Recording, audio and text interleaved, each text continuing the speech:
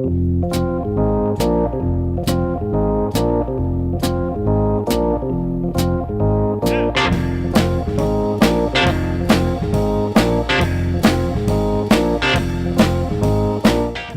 to the Two Blokes Chatting radio show on 94.7 The Pulse.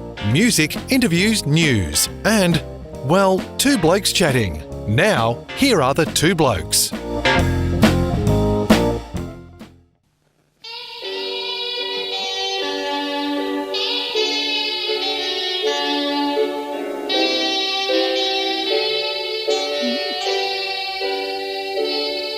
Farewell, Auntie Jack, we know you'll be back. Though you're 10 feet tall, you don't scare us at all. You're big, bold and tough, but you're not so rough. There's a scream as you plummet away. Hello, me little lovelies.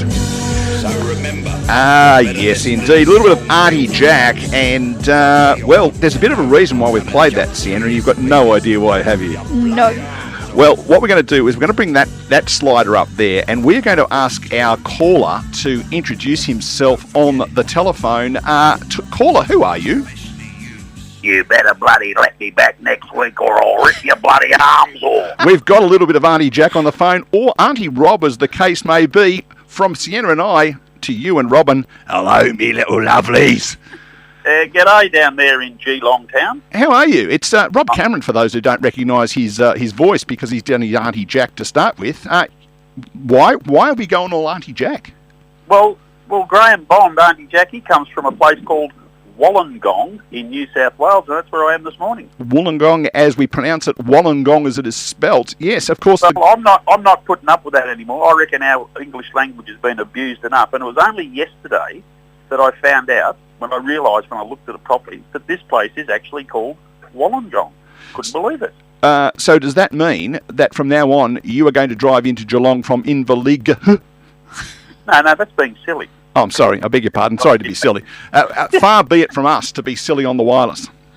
Anyway, good morning to you both in this beautiful city, and the more I look at it, the more I realise how similar it is to the one that you're in. There are so many similarities between this place and Geelong. Subtle differences, but they are only subtle. And as much as I hate to admit it, maybe they're a little bit further advanced than Geelong, because we know the intention is to have lots and lots of people living in the CBD of Geelong, 10,000 I think the council are aiming for. I think Wollongong has probably already achieved that plus a bit more. Lots of high-rises. I'm sitting on the 11th floor of one of the aforementioned high-rises, and got a good view of the place. It's a very compact city, but 300,000 people, so it's actually slightly bigger than Geelong. I can see exactly why you feel right at home sitting on the 11th floor. Yeah, it's quite amazing, and it's got a lot of Geelong, as I said, packed in. There's beautiful beaches, so you do need to go out of Geelong a little bit more to get hold of them. They've got a university here, a very highly regarded university. Lots of cranes on the skyline, which Geelong have at the moment. And then as I look across the suburbia, which is beautiful, and the lovely beaches, I go round to the right of the view, and there I see a port, lots and lots of ships, a big pile of coal, as well as grain and other sorts of shipping going on. So it's very, very similar to Geelong. Well, we do have one piece of advice for you, Rob, and that is steer clear of the big ships. Yes, and there's lots of them. I can see about 9 of them parked out in the harbour here as we speak. So there's plenty of big ships to steer clear of. There's no doubt about that. Well, it's 2 hours south of Sydney, and Newcastle, of course. 1 hour and 24 minutes to be precise, Neil. 93 kilometres. Oh, there you go. And the other one, Newcastle, more like 2 hours because it's got the Central Coast in between. But in my mind, Wollongong is kind of the poor relation to Newcastle, because I think most people, if you said, what is Newcastle to Sydney in Victorian terminology, we'd say Newcastle is John. But as you say, Wollongong more aligned with Geelong size-wise and also commute time size.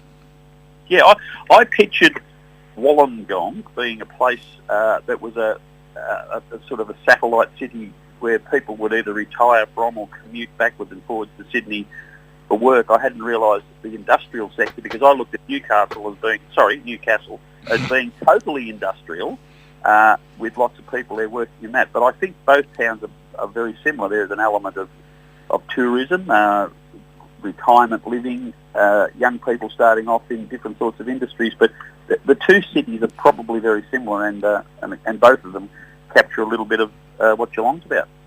So tell me, what is there to do? What is there to do? Well, it's like Geelong. You can go to the beach.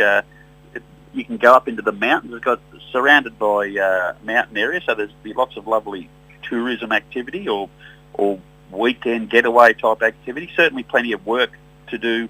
Construction looks very big. Lots of that going on. As I said, the port is probably the biggest employer in the town. Hospitals. There's a big university, which, like Deakin, would be a big employer in the town. But there is, which is becoming more and more similar to Geelong, there would be a lot of people travelling up the highway or working from home, still connected to Sydney type businesses, as Geelong residents are to Melbourne. Slightly longer trip up the highway to get to work, but there's still many, many people do that commute from Sydney to Wollongong to Sydney and back for work. In distance-wise and time-wise, it would be more aligned with, say, Torquay? Yeah, and that's a very, very good point. Yeah. Thank you very much. I should be on radio, I reckon. Torquay, and there are a lot of people in Torquay who commute regularly. You'll recall, I'm going to say 6 or 7 weeks ago, we spoke to the lovely Kate Desano in a town called Berry, very nice part of the world. And she, in fact, used to do that. Because Berry's a little further down the road from where you are, sort of half an hour down the road, I get the sense. But she did that, and now, in fact, has created a co-working space, because there are people who are doing what you said. They are working in Sydney, but they're doing 3 days a week down in the that sort of southern area on the southern coast. So I guess co-working is the new commute. Yeah, very much so. I've just been given a little bit of information here, and you'll know that I've been doing some research, Neil. The city of Wollongong is actually surrounded by the Illawarra escarpment. Yes. It's like that. Very, very impressive. Illawarra, of course, that area I think is known as the Illawarra, in the same way as this is the Barwon. Yep, and the other thing that I'm looking at too, which will the sport element of the show, just like Geelong, I can see from here the stadium where St George Illawarra Dragons play. So it has that Cardinia Park feel, nowhere near as big as Cardinia Park, but it has that sporting club connected to the city. So St George being an original very southern Sydney club that merged with Illawarra and have become now the South Sydney Dragons, or whatever they're called, but they play half their games here at Illawarra. So it does have that connection to the state's number one sport as well.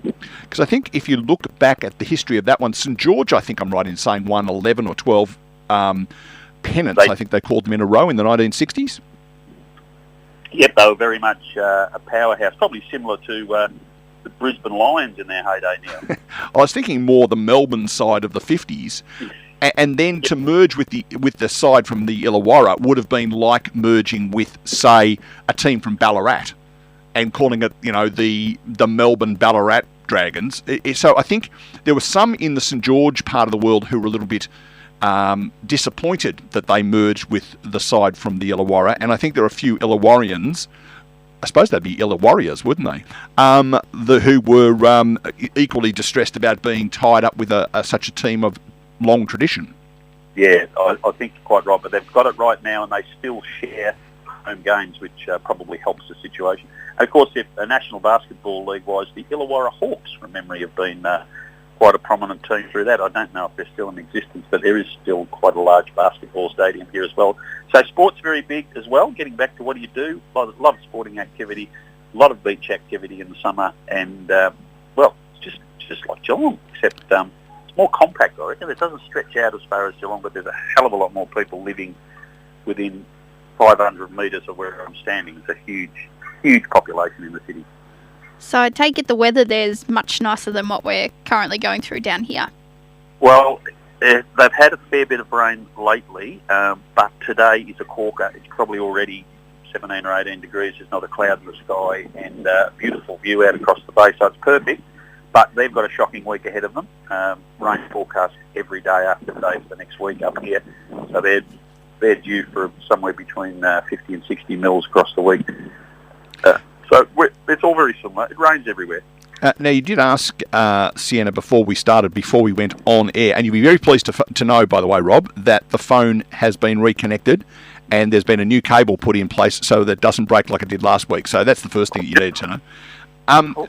But she said, you asked her had she been to the Gong before, and she wasn't sure. It's not an easy place to get to for people from this neck of the woods, is it? How did you get there? I know you drove. What route did you take? It was easier than I thought. So you've actually got to go, if you like, you've got to drive past it and then hook back to it.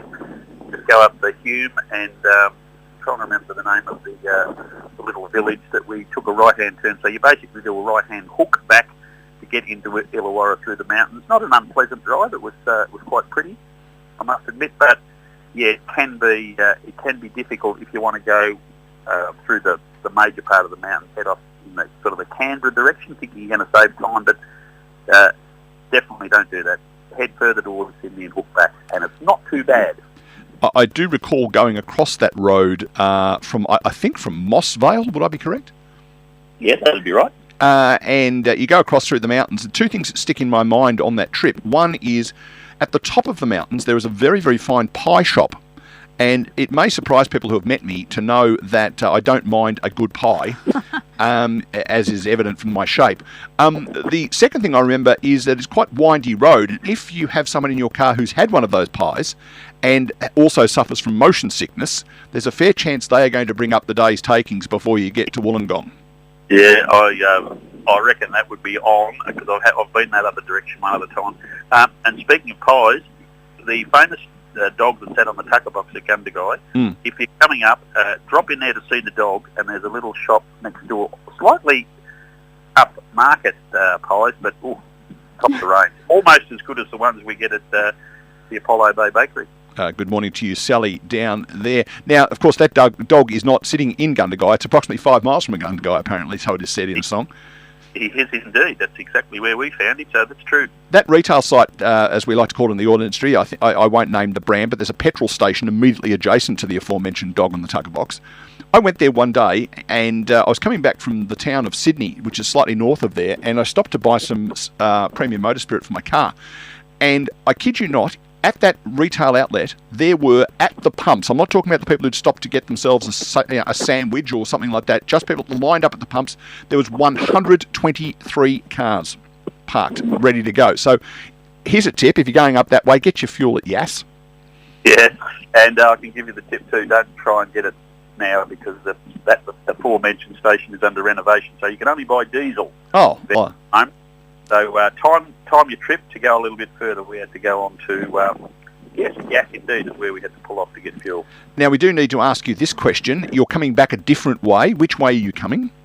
We'll come back and give Gippsland a bit of a look. We're going to stay at the very famous place which got a mention. If for those of us listeners this morning are of my vintage, every Thursday night on league teams, in the old days with Bob, Blue and Jack, they would always get a fishing report from Bem River. Yes. Now, it probably wasn't as incisive as Johnny Didge's fishing report on the two. Couldn't be. But that's where we're heading, so we might drop a bit of stick and string in at Bem River on the way back. Sounds very, very pleasant indeed. Well, Robert, we are going to let you go. We are today going to break with tradition, and we're not going to have green onions to finish the show. You know exactly what song we are going to play to farewell the good folks today, having been to the Gong. Travel safely, won't you? And we will look forward to seeing your smiling face back on the other side of the desk this time, well, not this time, next Saturday, hopefully a little earlier than that.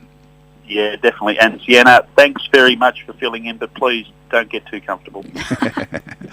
Thank you, Robert. Robert Cameron calling in there from the mighty Gong. Talk to you next week.